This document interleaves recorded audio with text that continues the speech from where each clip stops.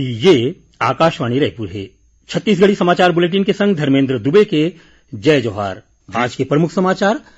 आज विजय दिवस मनाया जात हे। ए मौका में प्रधानमंत्री ह नई दिल्ली स्थित राष्ट्रीय समर स्मारक में श्रद्धांजलि दिन। प्रधानमंत्री नरेंद्र मोदी ह एक घाव फेर कहे हे कि केंद्र सरकार ह किसान मन के कल्याण बर हर समय काम करही। और बीजापुर जिला में आज सुरक्षा बल मन के संग होए मुठभेड़ में एक झिन माओवादी मारे गिस। सुनो एक जरूरी संदेश। कोविड महामारी के खिलाफ देश एकजुट होकर लड़त है। आपो मन हमर संग सुरक्षा और बचाव के 3 सरल जरूरी उपाय के संकल्प लेवो। पहली उपाय, जब भी घर ले बाहर निकलो मास्क जरूर लगावो। दूसरा उपाय, लोगन ले 2 गज के सुरक्षित दूरी रखना ही जरूरी। तीसरा उपाय, अपन हाथ घेरी बेरी साबुन और पानी ले बने असन धोवो। ये 3 आसान उपाय अपना के आप मन कोरोना ला हरा सकत हो।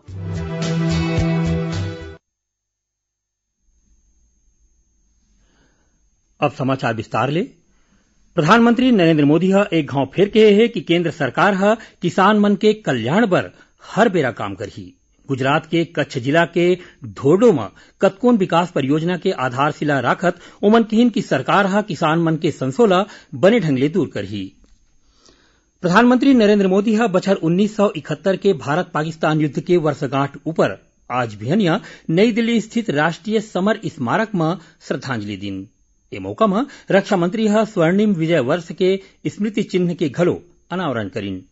बछर 1971 के युद्ध में पाकिस्तान ऊपर जीत के सुरता में हर साल 16 दिसंबर के विजय दिवस मनाया जाथे। यही दिन स्वतंत्र बांग्लादेश के उदय होए रहिस। इति छत्तीसगढ़ के मुख्यमंत्री ह विजय दिवस के मौका में देश के वीर जवान मन ला नमन करिन। केंद्र सरकार ह कहे हे कि कोरोना वायरस टीका के कोनो भी प्रकार के समस्या ले निपटे भर जरूरी दिशा निर्देश जारी करे गे हे।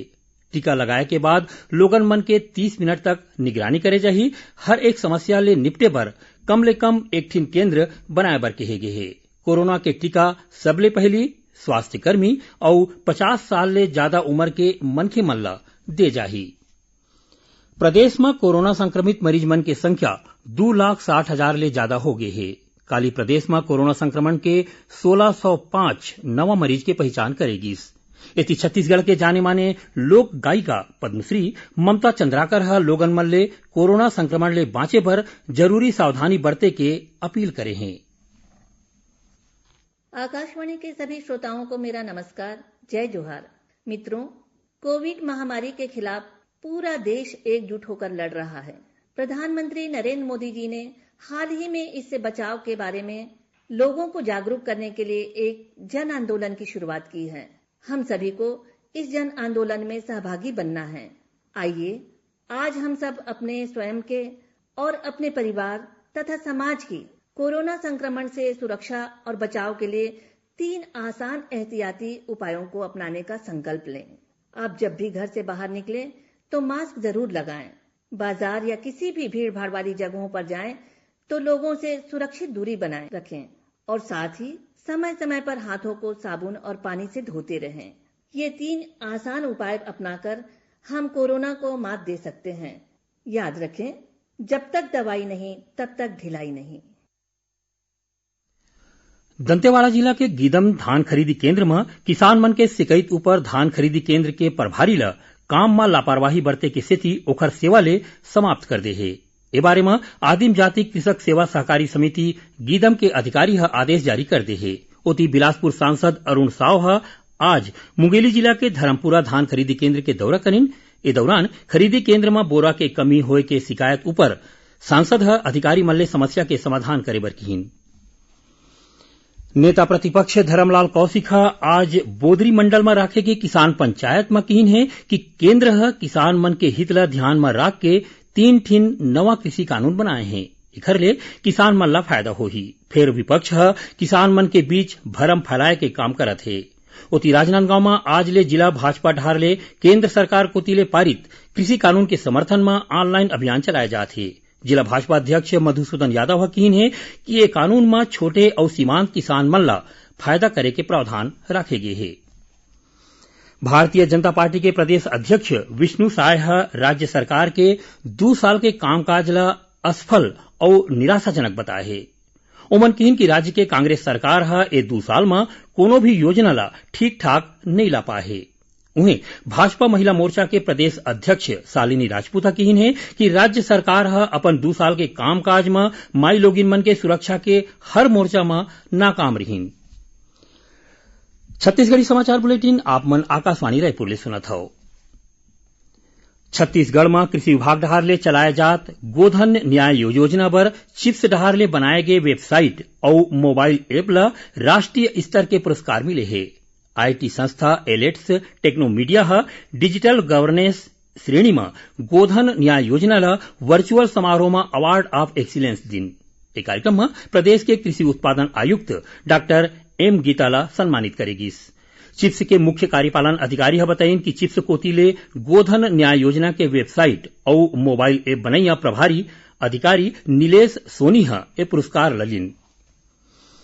प्रधानमंत्री ग्राम सड़क योजना कोतिले बनत काम मन के तीसर स्तर की गुणवत्ता के जांच बर राष्ट्रीय गुणवत्ता समीक्षक अरविंद कुमार भाटिया छत्तीसगढ़ आवत है। ओमन आज ले 20 दिसंबर तक दंतेवाड़ा और 22 ले 26 दिसंबर तक बीजापुर जिला में प्रधानमंत्री ग्राम सड़क योजना के तहत बनत काम के जांच करही। महासमुंद जिला में बागबाहरा के तीर राष्ट्रीय राजमार्ग ऊपर एक ठिन फटफटी के तलाशी के दौरान पुलिस 20 किलो गांजा बरामद करके 3 झिन लोगन मन ला गिरफ्तार करे है। जब्ती गांजा के कीमत 2 लाख रुपया बचाए जात है। उन्हें महासमुंद पुलिस 35 बोरी जर्दा गुटखा के संग 2 झिन लोगन मन ला पकड़े है। पकड़े गए दोनों आरोपी हरियाणा के रहिया हरे। इखर मन के खिलाफ कोटपा एक्ट के तहत कार्रवाई करे जाते। जब्ती गुटखा की कीमत 12.5 लाख रुपया बताया जाते।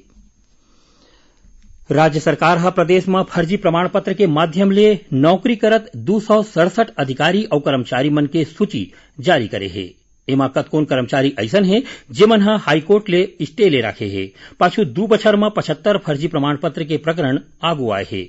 इस बारे में सामान्य प्रशासन विभाग आदेश जारी करके फर्जी प्रमाण पत्र के आधार में नौकरी करत अधिकारी और कर्मचारी मन के बर्खास्तगी के कार्रवाई शुरू करे बर कहे गए है। बीजापुर जिला में आज सुरक्षा बल मन के संग हुए मुठभेड़ में एक झिन माओवादी मारे गिस। घटना वाले जगह ले माओवादी के 100 बरामद कर ले गए है। जानवा के मुताबिक जिला के जगरगुंडा इलाका में माओवादी मन के होए के सूचना के बाद सुरक्षा बल मन के जवान तलाशी अभियान में निकले रहीन। यही दौरान जंगल में पहली ले घात लगा के बैठे माओवादी मन सुरक्षा बल मन ऊपर गोलीबारी शुरू कर दिन। उन्हें फरसेगढ़ थाना क्षेत्र में माओवादी मन रद्दा बनाए के काम में लगे 6 ठिन गाड़ी में आगी लगा दिन। ऐसने यही जिला के उसूर थाना क्षेत्र ले सुरक्षा बल मन एक झिन माओवादी ला गिरफ्तार करे है। बिलासपुर जिला के रतनपुर क्षेत्र में आज हुए एक ठिन सड़क दुर्घटना में 2 झिन मनखे के मौत हो गए। उन्हें एक झिन आने मनखे गंभीर रूप ले घायल हो गए। हमार संवाददाता ने मिले जानवा के मुताबिक बेलगहना कोतिले आवत फटफटी और ट्रक के बीच टक्कर हुई। एक घटना में 2 झिन मनखे के मौकच में प्राण छूट गए। उती कोंडागांव जिला में पिकअप और फटफटी के बीच हुए टक्कर में जिला पुलिस बल के एक झिन जवान के मौत हो गए। पिकअप में दंतेवाड़ा जिला पुलिस बल के 4 झिन जवान बैठे रहीन। अब थोड़ कुछ समाचार सार में। राम वनगमन पथ रैली के कोंडागांव जिला के सीमा में पहुंचे के बाद यहां के सांसद और विधायक मन के संगे संग बड़का अधिकारी मन स्वागत करीन। प्रदेश के कतकोन जिला मुख्यालय मन में पटवारी मन के अनिश्चितकालीन हड़ताल आज घलो चलत है। जांजगीर चांपा जिला के गांव कांसा में थ्रेसर मशीन ले धान मिजाई के दौरान ब्यारा में आगी लगे ले 5 एकड़ के फसल जल के और संगे संग तीर में खड़े ट्रैक्टर में आगी लग गए। और बलरामपुर में आज अखिल भारतीय विद्यार्थी परिषद के कार्यकर्ता मन जिला में बाढ़त दुष्कर्म के घटना के खिलाफ प्रदर्शन करीन। आखिर में प्रमुख समाचार एक घाव फिर। आज विदा दिवस मनाया जात है। ए मौका में प्रधानमंत्री नई दिल्ली स्थित राष्ट्रीय समर स्मारक में श्रद्धांजलि दिन। प्रधानमंत्री नरेंद्र मोदी एक घाव फिर कहे है कि केंद्र सरकार किसान मन के कल्याण बर हर बेरा काम करही। और बीजापुर जिला में आज सुरक्षा बल मन के संग हुए मुठभेड़ में एक झिन माओवादी मारे गिस। एक संग छत्तीसगढ़ी समाचार बुलेटिन इहे सिरावत है।